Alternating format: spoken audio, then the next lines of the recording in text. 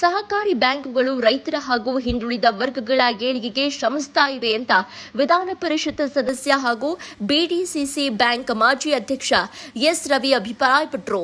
ನೆಲಮಂಗಲ ತಾಲೂಕಿನ ದಾಬಸ್ಪೇಟೆ ಪಟ್ಟಣದಲ್ಲಿ BDCC bank ನೂತನ ಕಟ್ಟಡ ನಿರ್ಮಾಣಕ್ಕೆ ಗುದ್ದಲಿ ಪೂಜೆಗೆ ಚಾಲನೆ ನೀಡಿ ಮಾತನಾಡಿದರು. ಹೌದು, ನಂತರ ಎಸ್ ರವಿ ಬಿಡಿಸಿಸಿ ಬ್ಯಾಂಕ್ ವತಿಯಿಂದ ರೈತರಿಗೆ, ಮಹಿಳೆಯರಿಗೆ ಹಲವಾರು ರೀತಿಯ ಸಾಲವನ್ನ ನೀಡಿದ್ದು ಅವರ ಏಳಿಗೆಗೆ ಶ್ರಮಿಸಲಾಗ್ತಾ ಇದೆ. ಬಾಡಿಗೆ ಕಟ್ಟಡದಲ್ಲಿ ಬಿಡಿಸಿಸಿ ಬ್ಯಾಂಕ್ ಕರ್ತವ್ಯ ನಿರ್ವಹಿಸ್ತಾ ಇದ್ದು, ಇದೀಗ 5 ಗುಂಟೆ ಜಾಗದಲ್ಲಿ ಅತಿ ಶೀಘ್ರದಲ್ಲಿ ಹೊಸದಾಗಿ ಬಿಡಿಸಿಸಿ ಕಟ್ಟಡ ನಿರ್ಮಾಣವಾಗಲಿದೆ.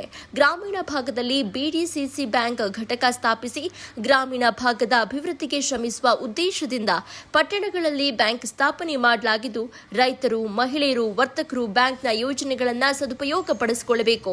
ಇಂದು ಸೋಂಪುರ ಹೋಬಳಿಯ ರಾಯರಪಾಳ್ಯ, ಕಸಬಾ, ನಿಜಗಲ್, ಲಕ್ಕೂರು ವಿವಿಧೆಡೆ ಶುದ್ಧ ಕುಡಿಯುವ ನೀರಿನ ಘಟಕ, ಸಿಸಿ ರಸ್ತೆ ಕಾಮಗಾರಿಗೆ ಚಾಲನೆ ನೀಡಿರುವುದು ಶಾಸಕ ಎನ್ ಶ್ರೀನಿವಾಸ್ ಅವರು ಸಮಗ್ರ ಅಭಿವೃದ್ಧಿಯ ಮಾಪಕ ಅಂತಲೂ ಕೂಡ ಈ ಸಂದರ್ಭದಲ್ಲಿ ಹೇಳಿದ್ದಾರೆ. ವಿಶೇಷವಾಗಿ ಸೋಂಪುರ ಪಂಚಾಯಿತಿ ಹಾಗೂ ಆಗಲಕೋಟೆ ಪಂಚಾಯಿತಿ ವ್ಯಾಪ್ತಿಯಲ್ಲಿ, ಆಗಲಕೋಟೆ ಪಂಚಾಯಿತಿ ವ್ಯಾಪ್ತಿಯಲ್ಲಿ ಕೋಟ್ಯಾಂತರ ರೂಪಾಯಿನ ವೆಚ್ಚದಲ್ಲಿ ರಸ್ತೆಗಳು ಅಭಿವೃದ್ಧಿ ಕಾರ್ಯಕ್ರಮವನ್ನ ನಮ್ಮ ಈ ಭಾಗದ ಜನಪ್ರಿಯ ಶಾಸಕರು ಆಗಿರ್ತಕ್ಕಂಥ ಶ್ರೀನಿವಾಸ್ ಅವರ ನೇತೃತ್ವದಲ್ಲಿ ಬೆಳಗಿನಿಂದ ಕೂಡ ನೆರವೇರಿಸಿದ್ದೀವಿ.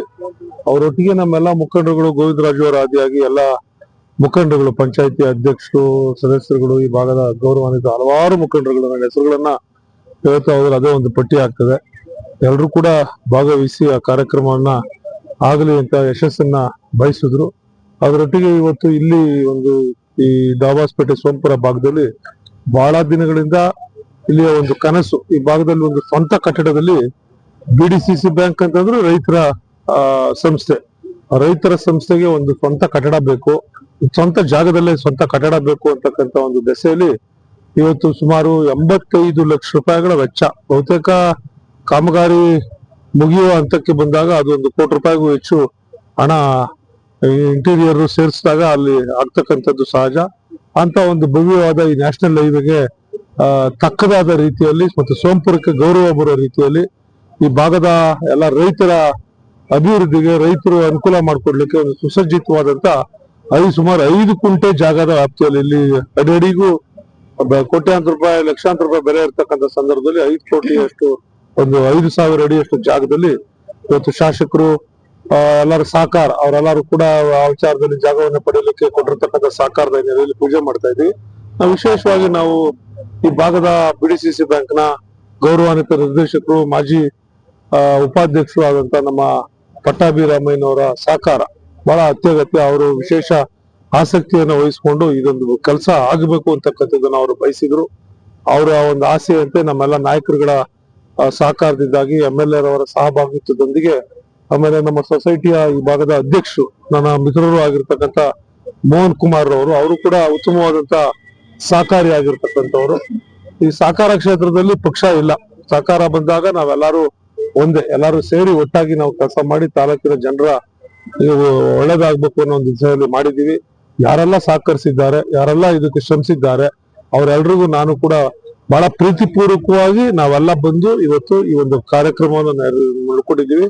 ಏನೆಲ್ಲ ಅಡ್ಡಿ ಆತಂಕಗಳಿದ್ರು ನಮ್ಮ ಸಹಕಾರ ಇದ್ದೇ ಇರ್ತದೆ, ಶಾಸಕರ ಸಹಕಾರ ಇರ್ತದೆ ಮತ್ತು ಇಲ್ಲಿ ಮುಖಂಡರುಗಳೆಲ್ಲ ಸೇರಿ ಇಲ್ಲಿ ಒಂದು ಭವ್ಯವಾದಂತ ಕಟ್ಟಡ ಬರಲಿಕ್ಕೆ ಕಾರಣಕರ್ತರಾದಂತಹ ಎಲ್ರಿಗೂ ಮತ್ತೊಮ್ಮೆ ಅಭಿನಂದನೆಗಳನ್ನು ಸಲ್ಲಿಸಿ. ನೆಲಮಂಗಲ ಶಾಸಕ ಎನ್ ಶ್ರೀನಿವಾಸ್ ಮಾತನಾಡಿ, ದಾಬಸ್ಪೇಟೆ ಅತಿ ವೇಗವಾಗಿ ಅಭಿವೃದ್ಧಿಯಾಗ್ತಾ ಇದ್ದು, ಬಿಡಿಸಿಸಿ ಬ್ಯಾಂಕಿಗೆ ಸ್ವಂತ ಕಟ್ಟಡದ ಅವಶ್ಯಕತೆ ಇದೆ ಎಂದು ನಮ್ಮ ಮುಖಂಡರು ಹಾಗೂ ಬಿಡಿಸಿಸಿ ಬ್ಯಾಂಕ್ ನಿರ್ದೇಶಕರುಗಳು ಮನವಿ ಮಾಡಿದ್ರು. ಇದೀಗ ರಾಷ್ಟ್ರೀಯ ಹೆದ್ದಾರಿ ಪಕ್ಕದಲ್ಲೇ ಆಧುನಿಕತೆಯಿಂದ ಕೂಡಿದ ಉತ್ತಮ ಗುಣಮಟ್ಟದ ಕಟ್ಟಡ ನಿರ್ಮಾಣವಾಗಲಿದ್ದು, ನಾನು ಸಹಕಾರ ನೀಡ್ತೇನೆ ಎಂದು ಹಲವಾರು ಗ್ರಾಮಗಳಲ್ಲಿ ಮೂಲಭೂತ ಸೌಲಭ್ಯ ಅಭಿವೃದ್ಧಿಯ ಕಾಮಗಾರಿಗೆ ಚಾಲನೆ ನೀಡಿದ್ದೇವೆ ಎಂದರು.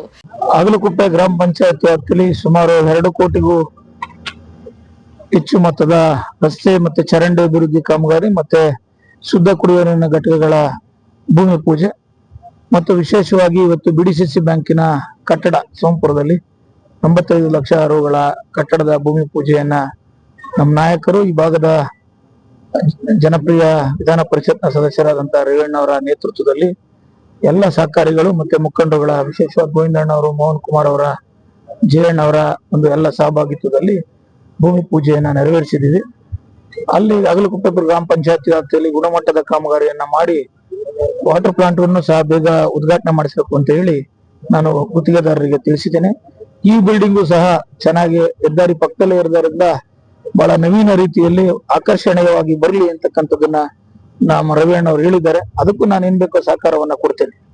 ಅಭಿವೃದ್ಧಿಲಿ ನೋಡಿ, ನಾನು MLA ಆದ್ಮೇಲೆ ಯಾವುದೇ ತರದ ಅಭಿವೃದ್ಧಿ ವಿಚಾರದಲ್ಲಿ ರಾಜಕಾರಣ ಮಾಡ್ತಾ ಇಲ್ಲ. ಬೇರೆ ಕೆಲವೊಬ್ರು MLA ಅವರು ರಾಜಕಾರಣ ಮಾಡ್ತಾರೆ ಅಂತ ಹೊಟ್ಟೆ ಕಿಚ್ಚಿ ಹೊಟ್ಟೆ ಊರಿಗೆ ಅವ್ರ ಹೇಳಿದ್ರೆ ಅದಕ್ಕೆ ನಾನು ಹೊಣೆ ಇಲ್ಲ. ನಾನು ಎಲ್ಲಿ ರಾಜಕೀಯ ಅಭಿವೃದ್ಧಿ ವಿಚಾರದಲ್ಲಿ ರಾಜಕೀಯ ಮಾಡಿದ್ದೀನಿ ಅಂತ ಅವ್ರು ಹೇಳ್ಬೋದು. ಇನ್ನು ಅವರೇ ಕುಶವರ್ತಿ ಅವರೇ ಯೋಜನೆ ಮಾಡಿ ಇವತ್ತು ಅದನ್ನ ರಾಜಕೀಯಕ್ಕೋಸ್ಕರ ಸರಿ ಇಲ್ಲ ಅಂತ ಹೇಳ್ತಾವ್ರೆ. ಅವರು ಅಭಿವೃದ್ಧಿಯಲ್ಲಿ ರಾಜಕೀಯ ಮಾಡ್ತಾರೆ ಹೊರತು ನಾನು ರಾಜಕೀಯ ಮಾಡಿಲ್ಲ. ನಾನು ರಾಜಕೀಯ ಮಾಡಿದ್ರೆ ಆ ಯೋಜನೆ ಬೇಡ ಅನ್ಬೋದಿತ್ತು. ಇವತ್ತು ಸರಿ ಇಲ್ಲ ಅಂತ ಹೇಳ್ತಾವ್ರೆ. ಸರಿ ಇಲ್ಲ ಅನ್ನೋದನ್ನ ಅವರು ವೈಜ್ಞಾನಿಕವಾಗಿ ನಿರೂಪಿಸಿದ್ರೆ ನಾನು ಅದಕ್ಕೇನು ಫಲಿತಾಂಶ ಬರ್ತದೆ ಅದಕ್ಕೆ ಬದ್ಧನಾಗಿರ್ತೀನಿ. ನಾನು ಕ್ಷೇತ್ರದ ಜನಕ್ಕೆ ಒಳ್ಳೇದ್ ಮಾಡ್ಬೇಕು ಅಷ್ಟೇ ನನಗೆ ಗೊತ್ತಿರೋದು. ಒಳ್ಳೇದಾಗೋ ವಿಚಾರದಲ್ಲಿ ಯಾವುದೇ ರಾಜಕೀಯ ನಾನು ಮಾಡಿಲ್ಲ, ಮಾಡೋದಿಲ್ಲ. ಎಲ್ಲ ಗೆದ್ದಂತ ನಿರ್ದೇಶಕರಿಗೆ ನಾನು ಅಭಿನಂದಿಸ್ತೀನಿ. ಒಳ್ಳೇದಾಗ್ಲಿ ಅವರಿಗೆ. ಕಾರ್ಯಕ್ರಮದಲ್ಲಿ ಮುಖಂಡ ಅಗಳಕುಪ್ಪೆ ಗೋವಿಂದರಾಜು, ಬಿಡಿಸಿಸಿ ಬ್ಯಾಂಕ್ ಮಾಜಿ ಉಪಾಧ್ಯಕ್ಷ ಪಟ್ಟಾಭಿರಾಮಯ್ಯ, ಸಹಕಾರ ಸಂಘದ ಅಧ್ಯಕ್ಷರುಗಳಾದ ಮೋಹನ್ ಕುಮಾರ್, ಕೇಶವಮೂರ್ತಿ, ನಾಗಭೂಷಣ್, ಪರಮೇಶ್, ನಿರ್ದೇಶಕರುಗಳಾದ ಶಶಿಧರ್, ನಾರಾಯಣಸ್ವಾಮಿ, ಸೇವುಗಳಾದ ಭಾನುಪ್ರಕಾಶ್, ನರಸಿಂಹಮೂರ್ತಿ, ನಾಗರಾಜು, ವಾಣಿ, ರೂಪಾ, ಬೈರೇಗೌಡ, ಗುತ್ತಿಗೆದಾರ ತ್ಯಾಮಗೊಂಡ್ಲು ಮಹಿಮಣ್ಣ, ಗ್ರಾಮ ಪಂಚಾಯಿತಿ ಅಧ್ಯಕ್ಷರಾದ ರಾಮಾಂಜನೇಯ, ಲಕ್ಕೂರು ಖಲೀಮುಲ್ಲಾ, ಸುಜಾತ, ಮಾಜಿ ಅಧ್ಯಕ್ಷರುಗಳಾದ ಶಿವಕುಮಾರ್, ವನಿತಾ ಸೇರಿದಂತೆ ಮುಖಂಡರು, ಗ್ರಾಮಸ್ಥರು ಉಪಸ್ಥಿತರಿದ್ದರು.